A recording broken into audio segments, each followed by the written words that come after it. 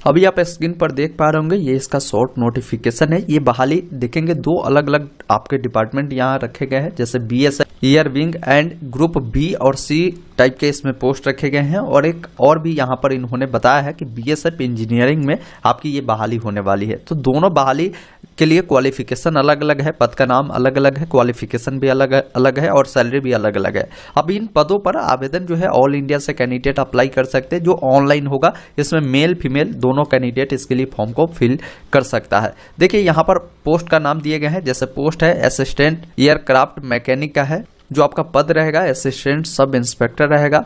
Name of wing देखेंगे तो rotary wing में ये बहाली होगी। ट्रेड इसमें बोले गए हैं कि जो mechanical air frame and engine होता है, इसमें आपकी बहाली है। और इन्होंने कैटेगरी वाइज बहाली के बारे में बताया कि कितने बहाली है, 1 सीटों पर ही बहाली है, ST कैटेगरी में ये बहाली रखी गई है।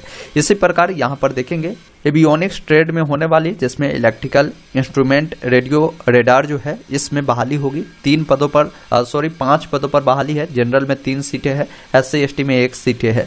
बाकी अगला जो आपके पद होने वाले हैं, फिक्स विंग में है, जिसमें मैकेनिकल ट्रेड में बहाली है। एवियोनिक्स जिसमें इलेक्ट्रिकल इंस्ट्रूमेंट में बहाली है, 1 सीटों पर यह बहाली आपकी होने वाली है।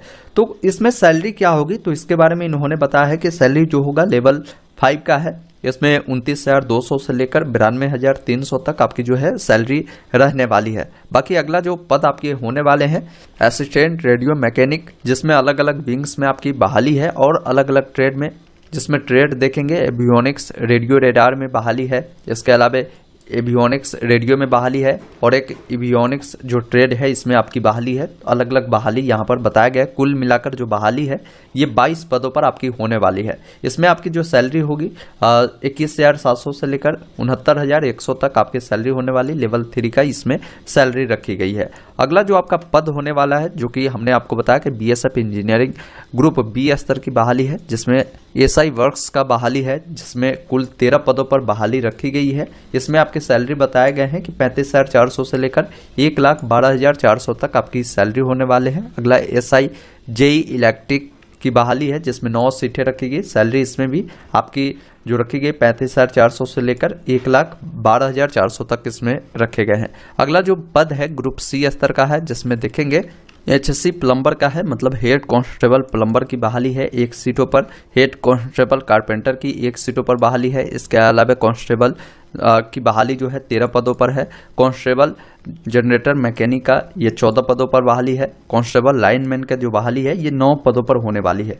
इन सब के लिए जो आपकी सैलरी होगी, जैसे यहाँ पर कारपेंटर और प्लम्बर के लिए है 25,500 से लेकर 81,100। बाकी जो आपके कांस्टेबल के अलग अलग यहाँ पर पद रखे गए हैं, इसमें 21,700 से लेकर 69,100 तक आपकी सैलरी होने वाली है।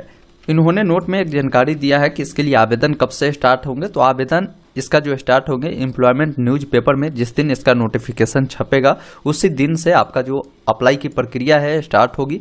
और जब ये नोटिफिकेशन एम्प्लॉयमेंट न्यूज में आ जाएगा, उससे 30 दिनों तक आपकी आवेदन चलेगी, मतलब 1 महीने का समय आपको आवेदन करने के लिए मिलेगा।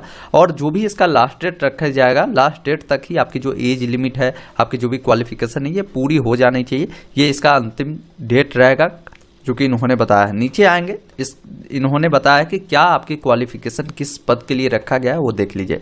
जैसे असिस्टेंट एयरक्राफ्ट मैकेनिक का पद है, जिसमें बताया गया है कि 3 ईयर डिप्लोमा आपके पास रिलेवेंट ट्रेड में होनी चाहिए, जो रिकॉग्नाइज्ड होनी चाहिए डायरेक्टरेट जनरल सिविल एविएशन से।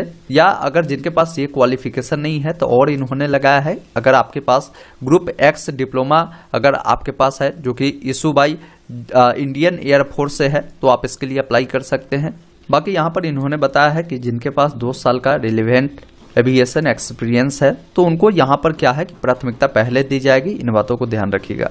नीचे आएंगे, अगला जो पद है असिस्टेंट रेडियो मैकेनिक का, जिसमें आपको बोला गया है कि 3 साल का डिप्लोमा होना चाहिए डायरेक्टरेट जनरल सिविल एविएशन से, वो रिकॉग्नाइज होना चाहिए इन टेलीकम्युनिकेशन और इलेक्ट्रॉनिक इंजीनियरिंग में। यह है तो सही है, नहीं तो आपको और बताया गया है कि ग्रुप X रेडियो डिप्लोमा होनी चाहिए, जो इंडियन एयरफोर्स से इशू किया गया हो। 2 साल का इसमें भी एक्सपीरियंस बोला गया है।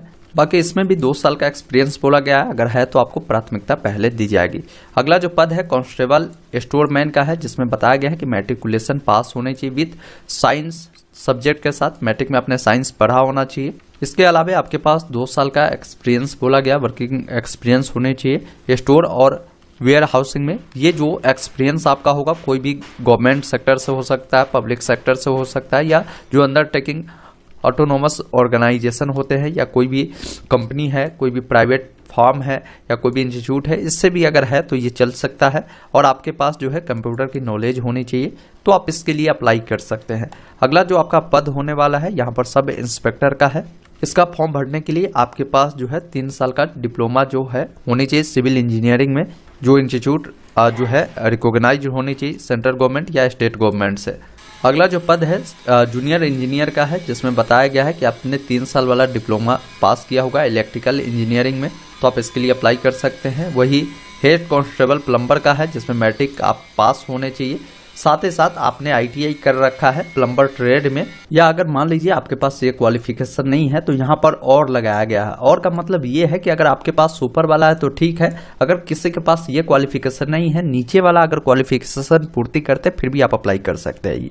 तो और बताया गया कि अगर मान लीजिए जो मैट्रिक की डिग्री उनके पास है, ITI का नहीं है, तो ऐसा भी हो सकता है कि वो 3 साल का एक्सपीरियंस लिया होगा ये प्लम्बरिंग ट्रेड में, तो वो कैंडिडेट भी इसमें अप्लाई कर सकता है। अगला जो पद है यहाँ पर कारपेंटर का है, इसमें भी आपको बताया गया कि मैट्रिक होने चाहिए और आपके पास ITI होना चाहिए। ITI किन ट्रेड में है, तो ITI कारपेंटर ट्रेड में होना चाहिए। ये है तो ठीक है, नहीं तो अगर आपके पास क्या है कि 3 साल का एक्सपीरियंस है कारपेंटर ट्रेड में, तो फॉर्म को फिल कर सकते हैं। यहाँ पर 2 क्वालिफिकेशन और दिया गया है, तो और का मतलब ये अलग अलग हो गया, ऊपर वाला अलग है, नीचे वाला अलग है, तो दोनों में से कोई एक है तो आप इसके लिए अप्लाई कर सकते हैं। बाकी अगला जो पद है कांस्टेबल जनरेटर ऑपरेटर का है, इसमें बताया गया है कि मैट्रिक आप पास होने चाहिए, साथ ही साथ विथ लगा दिया है। मैट्रिक के साथ आपके पास क्या है कि ITI होने चाहिए इलेक्ट्रीशियन, वायरमैन या डीजल या मोटर मैकेनिक ट्रेड में। और यहाँ पर देखिए और नहीं है, एंड बताया गया है। तो एंड का क्या मतलब है, ये तो ऊपर वाला चाहिए ही चाहिए, इसके अलावा क्या चाहिए कि आपके पास 3 साल का एक्सपीरियंस चाहिए। इन दोनों में जरूरी नहीं कि एक्सपीरियंस चाहिए, 10वीं के बाद ITI तो अप्लाई करेंगे, लेकिन इनमें क्या है कि आपके पास ये एक्सपीरियंस भी जरूरी मांगा गया है, ये ध्यान रखिएगा। इसके अलावा देखिए आपका कांस्टेबल जनरेटर मैकेनिक का है, इसमें भी आपको बताया गया कि मैट्रिक के साथ ITI आपके होने चाहिए डीजल या मोटर मैकेनिक में। इसके अलावा एंड लगाया गया है कि आपके पास ये होनी ही चाहिए 3 साल का एक्सपीरियंस रेलिवेंट ट्रेड में, तो आप अप्लाई करेंगे। अगला जो पद है आपके लाइनमैन का है, इसमें भी सेम कंडीशन है, मैट्रिक तो होनी ही चाहिए आपके पास। इलेक्ट्रीशियन, वायरमैन, लाइनमैन में क्या है कि ITI होनी चाहिए और 3 साल का एक्सपीरियंस होना जरूरी है रेलिवेंट ट्रेड में, तो आप इसके लिए अप्लाई कर सकते हैं। बाकी इन्होंने एज के बारे में जानकारी दिया है। असिस्टेंट एयरक्राफ्ट मैकेनिक में जो आपकी एज है यहाँ पर बताया गया है कि 28 साल ये मैक्सिमम एज है, मिनिमम इन्होंने नहीं बताया, तो मिनिमम या तो 18 हो सकता है या 21 होगा, लेकिन ज़्यादा संभावना ये है कि 18 ही होगा। बाकी यहाँ पर असिस्टेंट रेडियो मैकेनिक में आपकी मैक्सिमम एज 28 वर्ष होगा और कांस्टेबल स्टोर मैन के लिए 20 से 25 साल आपकी जो है एज रखी गई है। बाकी नीचे आएंगे तो और भी पद के बारे में इन्होंने बताया है, इधर हम करते हैं। जैसे देखिए सब इंस्पेक्टर का जो है इसमें 30 साल मैक्सिमम एज है, जूनियर इंजीनियर का है इसमें भी 30 साल मैक्सिमम एज है, प्लम्बर का 18 से 25 है, कारपेंटर का भी 18 से 25 है, और यहाँ पर देखेंगे कांस्टेबल का जो अलग अलग यहाँ पर है सब में 18 से 25 साल यहाँ पर रखे गए हैं। बाकी ये अभी शॉर्ट नोटिफिकेशन ही जारी किए गए, तो शॉर्ट नोटिफिकेशन में इतने ही जानकारी साझा किया गया है। बाकी जिस दिन इसका एम्प्लॉयमेंट न्यूज में इसका जब डिटेल नोटिफिकेशन आएगा उसी दिन से अप्लाई होगा, तो उस दिन भी मैं एक डिटेल वीडियो बनाकर जैसे ऑनलाइन अप्लाई कैसे करना है और भी जो भी डिटेल होगा, जैसे इसमें आपकी सिलेक्शन प्रोसेस होता है, PT PST होता है, ये किस प्रकार होगा, कितना होगा, तमाम जानकारी अगले वीडियो में हम बता दें।